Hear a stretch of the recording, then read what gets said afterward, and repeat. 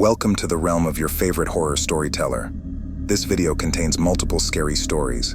Be sure to watch until the very end. Should you wish to navigate between stories, time codes are provided below. Also, thank you for all your feedback and support so far. We appreciate it. Now let's get started. The sweltering heat of a Texan morning was in full swing, making the air conditioning of Laredo High School even more appreciated. It was one of those lazy school days where everything moved in slow motion. Students whispered about weekend plans, teachers gave lectures with a hint of end-of-week fatigue, and the looming thoughts of summer break made concentration harder than usual. I sat with Rosa in the school library, attempting to cram for our Spanish test. Our desks were littered with notes and open textbooks. Rosa, with her dark hair pulled back into a neat ponytail, looked at me with a teasing glint in her eyes. Imagine failing Spanish when we live this close to the border. I chuckled, rolling my eyes. Your abuela speaking Spanish at home is cheating. I've to actually study. Our banter was interrupted when the PA system squealed to life. The expected voice of our principal, Mr. Garcia, didn't greet us. Instead, it was the more stern voice of Coach Evans, who also headed school security. Immediate lockdown procedures are to be followed. Get to a classroom or secure location. This is not a drill. The atmosphere in the library shifted instantly. Students exchanged anxious glances. Lockdowns were rare, and one without prior notice was practically unheard of. Rosa and I gathered our things, heading for the nearest classroom, our footsteps echoing on the linoleum tiles. Every noise seemed magnified. The distant shutting of doors, urgent whispers, the soft hum of fluorescent lights overhead. Finding Mrs. Alvarado's history classroom closest, we slipped inside. The blinds were already being drawn, and students were huddled at the back, away from the door. The sense of urgency was palpable. I couldn't help but feel the weight of our vulnerable position, a school close to the border, where tales of cartel activities weren't just stories, but daily news segments. Hushed whispers filled the room. David, known for his penchant for eavesdropping on the teacher's lounge, shared what he'd overheard.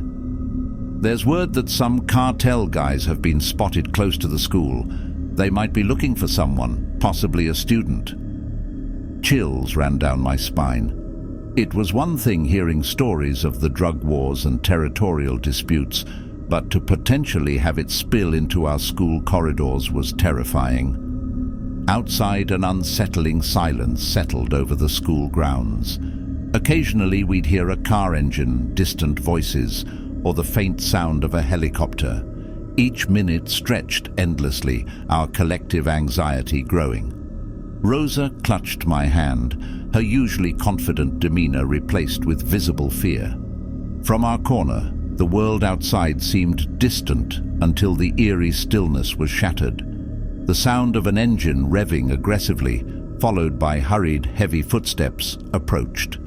These weren't the cautious steps of a teacher or a school guard, but something more menacing. Rosa and I exchanged a worried glance, both thinking the same thing. The rumors were true. Mrs. Alvarado, a petite woman with graying hair and glasses perched on her nose, signaled for everyone to be quiet. While she usually had a calm demeanor, guiding us through historical events with passion, today her eyes were wide with fear. She whispered reassurances, reminding us of past drills, and that the school's solid walls and locked doors were there to protect us. But her comforting words did little to ease the growing tension. Our classroom became a bubble of hushed whispers and frantic text exchanges. Rosa nudged me, showing a text from her brother, Miguel, who was on the opposite side of the school. Saw black SUVs outside, heavily tinted, never seen them around. Police? I nodded, replying, "Stay safe," hunkered down in Alvarado's room. Suddenly, a loud bang echoed through the corridor, causing everyone to jump. It was immediately followed by the shattering of glass. A stone or some heavy object had been thrown through one of the hallway windows. The grim reality of the situation was setting in. Our school was under siege. We weren't just hiding from a potential threat. We were directly in its path. We could hear muffled conversations, the language shifting between Spanish and English, their tones alternating between urgency and frustration. It became apparent they were searching for someone specific. Diana, a sophomore who was always in the know about school gossip, whispered, "I heard rumors about Sofia Martinez. Her family moved here suddenly. No one really knows from where. Some say they had troubles with a cartel back in Mexico and came here to escape." Sofia Martinez. I thought back to the quiet girl in my English class, with long raven black hair and piercing green eyes. She mostly kept to herself, engrossed in her books.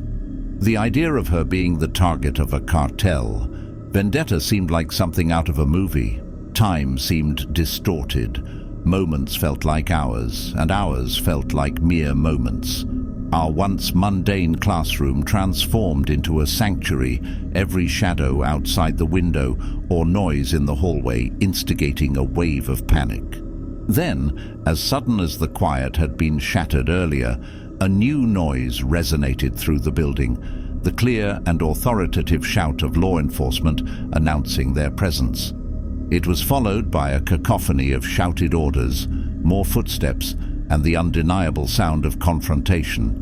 We remained in our sheltered position, waiting for a clear sign of safety. Eventually, the school's PA system crackled to life. Mr. Garcia's voice, though strained, was a welcome sound. "The police have the situation under control. Please remain in your classrooms until an officer clears you to leave." When we were finally allowed to exit, the scene outside was chaotic. Several black SUVs, doors ajar, were parked haphazardly. Police officers patrolled the area, and there was evidence of the intruders' desperate search. Scattered papers, broken lockers, and bullet casings. The following days brought clarity. Sofia and her family had indeed fled a dangerous situation in Mexico.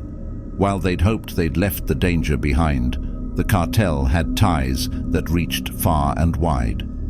Their goal had been to locate and kidnap Sofia as leverage against her family. Fortunately, they had been unsuccessful. The school organized counseling sessions and security was beefed up. However, the incident left a lasting scar on our community. The corridors I once viewed as a place of learning and laughter now held the echoes of that fearful day. Laredo High, with its proud history and tight-knit community, had faced down one of the most dangerous threats possible and emerged resilient. But the memories of that day, the palpable fear, and the shadows cast by the events would remain with us forever.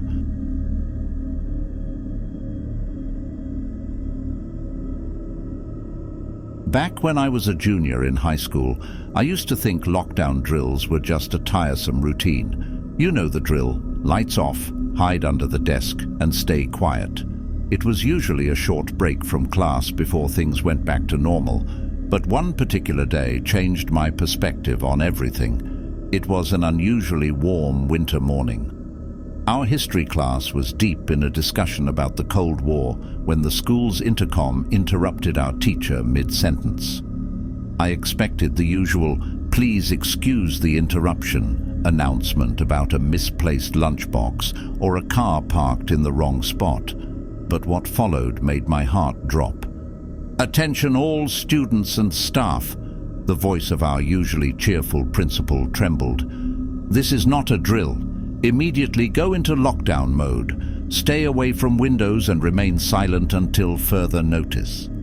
A heavy silence settled over the class. We all looked at each other, searching for some sign that this was just some prank or test. Our teacher, Mrs. Donovan, swiftly locked the door, turned off the lights, and ushered us to the back corner of the room, away from the door and windows.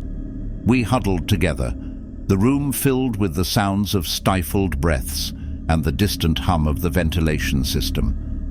Our school was located in a peaceful suburban neighborhood, so the idea of an actual threat seemed surreal. Minutes felt like hours. The usually buzzing hallways outside were eerily silent. Just when I thought it was probably some mistake, a sound sent shivers down my spine. Slow, deliberate footsteps echoing in the corridor outside our classroom. They were heavier than any students or teachers I'd ever heard. The steps stopped right outside our door. I could hear someone breathing heavily, their shadow partially visible through the narrow frosted glass panel on the door. My heart raced as the doorknob jiggled. It was locked, of course, but the realization that someone was trying to get in was terrifying. Suddenly, my phone vibrated in my pocket. I had forgotten to turn it off. I quickly muted it, but not before a few students shot me terrified glances. The footsteps outside our door finally moved away, fading into the distance, but the feeling of dread remained. After what felt like an eternity, the weight of the silence in our classroom was broken by the muffled sound of distant sirens.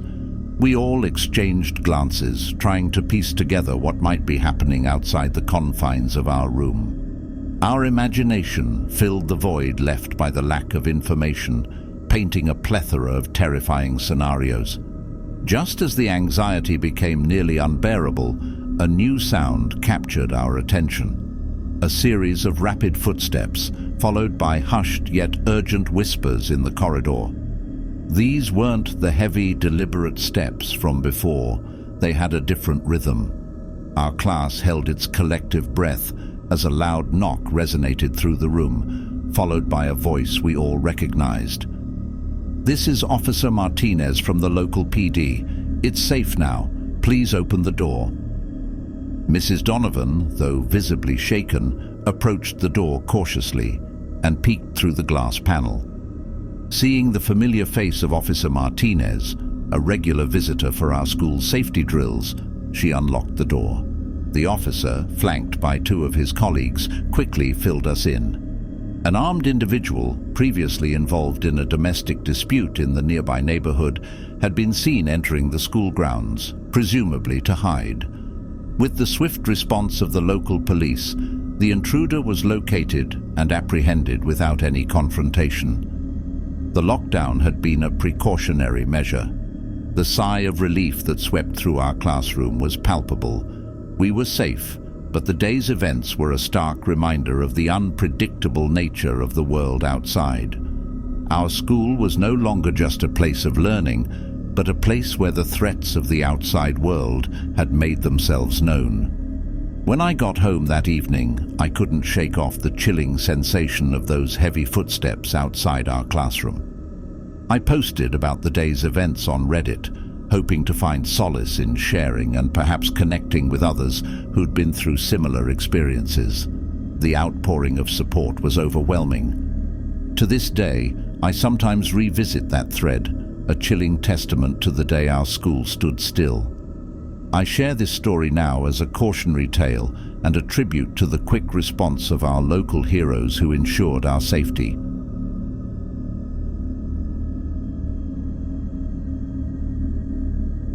The luminous hues of morning sunlight filtered through the classroom's tall windows, casting a golden sheen over the pages of our history textbooks. Rows of desks filled the room, each supporting its own clutter of papers, pens, and the occasional contraband cell phone. The soft hum of the overhead lights and the distant sounds of students in the hall provided a familiar background to Mr. Henderson's lecture on World War II. His voice, rhythmic with the cadence of someone who has given the same lecture for years, was both comforting and monotonous.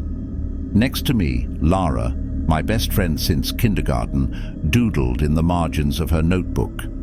We had a silent agreement, an understanding developed over years, that during the particularly dull parts of Mr. Henderson's lectures, we'd exchange little notes and sketches. She slipped a paper onto my desk, a comical caricature of our teacher with an exaggerated bald patch and a speech bubble reading, and then, in 1945, I stifled a laugh, quickly scribbling a reply and sliding it back. That's when a sudden gust of wind blew in, despite the windows being firmly closed. It ruffled papers, sent a couple of lightweight items flying off desks, and eerily slammed the classroom door shut. A few students laughed nervously, others exchanged confused glances. Lara and I shared a look that said, "What was that?" Before our speculations could morph into full-fledged ghost stories, the PA system crackled to life. Mrs. Klein, our school's ever-cheerful receptionist who usually came on for announcements about bake sales or lost items, had a tremor in her voice that immediately set us all on edge. "Attention, students and staff. This is not a drill. We are initiating an immediate school lockdown. Please follow the established lockdown procedures. Stay calm and wait for further instructions." The room descended into a tense silence, broken only by the scraping of chairs and hurried movements. Lockdown drills were nothing new, but they were usually scheduled and, most importantly, announced in advance. This unscripted announcement carried an ominous weight. Mr. Henderson, usually the epitome of calm, had a fleeting moment of hesitation before he took charge. He locked the door, pulled down the blinds, and gestured for all of us to gather in the corner, away from any windows or potential lines of sight. We huddled, some students whispering frantically, others texting on their phones, trying to gather information, or perhaps sending out messages to loved ones. Tasha, a tech-savvy girl with a penchant for current events, quickly pulled up a local news website. She whispered, just loud enough for a few of us to hear. "There's a police situation a couple of blocks away. Some guys tried to rob a store. They're saying they might have headed this way." The gravity of our situation began to sink in. This wasn't a routine drill. There were potentially dangerous individuals in or near our school. Minutes felt excruciatingly long. The muffled sounds from the corridor became our only connection to the outside world. Footsteps, some fast and others unnervingly slow, echoed outside. Each shadow passing our door's frosted glass window made our hearts race. Jenna, sitting beside me, clutched her pendant, eyes shut, lips moving in a silent prayer. Lara, pale-faced, wrote something on a piece of paper, folded it, and slipped it into her bag. Curious, I caught a glimpse of what she wrote. "Mom, Dad, I love you." As we sat there, trying to make sense of the disjointed snippets of overheard conversations and distant sirens, one thought plagued us all. Would this lockdown ever end? And what would we find when it did? Each minute in our dimly lit corner felt interminable. The cacophony of our heartbeats seemed deafening in the silent room. Lara clung to my arm, her grip tight enough to leave a mark. The dense air of the room, filled with a mix of fear, confusion, and anticipation, was palpable. The distant sirens grew steadily closer, their wails piercing through the otherwise thick silence of the school. While the sirens provided some semblance of hope, they also reinforced the gravity of our situation. Every so often, shadows, larger than those of students, would pass by our door. The intruders were inside. I could see Mr. Henderson trying to put on a brave face for us, periodically glanced toward the door with worry evident in his eyes. He started to whisper calming words, recounting safer days and distracting tales from the school's past in an attempt to divert our attention and keep our spirits up. Suddenly, the room was filled with the undeniable noise of a scuffle outside. Muffled shouts, the unmistakable sound of struggle, and then a loud crash, as if something, or someone, had been thrown against a locker. The noise was immediately followed by the sharp, commanding voices of what we assumed were police officers. Their authoritative tone and the subsequent silence that followed brought a collective sigh of relief to our classroom. After what felt like another endless stretch of time, we heard more footsteps approaching, lighter and more rhythmic this time. The recognizable voice of Officer Daniels, the local school resource officer, sounded from behind the door. "It's safe now. You can come out." Mr. Henderson cautiously unlocked and opened the door to find Officer Daniels accompanied by a few other officers. They quickly explained the situation. 3 individuals, after an unsuccessful robbery attempt at a nearby store, had tried to seek refuge in the school to evade the police. One of them had even been a former student, which explained their knowledge of the school's layout.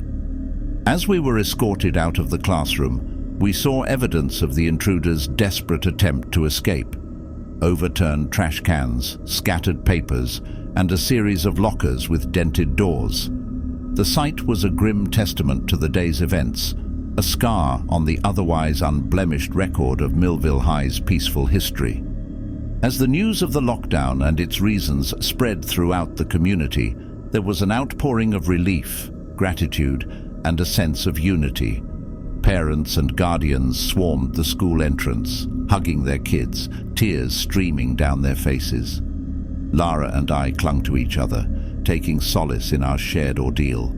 That night, lying in my bed, the day's events replayed in my mind, punctuated by the shadowy figures in the hallway and the weight of Lara's words on the note she'd written. I felt an overwhelming mixture of relief, gratitude, and an acute awareness of the fragility of life.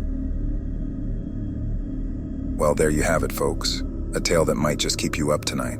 If you dare to hear more stories that go bump in the night, you know what to do. Hit that subscribe button and ring the notification bell so you won't miss out on any of our haunting adventures. Give this video a thumbs up if it sent a chill down your spine, and share it with those who could use a little scare. Remember, some stories are just tales, while others, well, let's just say you might want to keep that nightlight on. See you in the next video if you dare. Until then, sweet nightmares.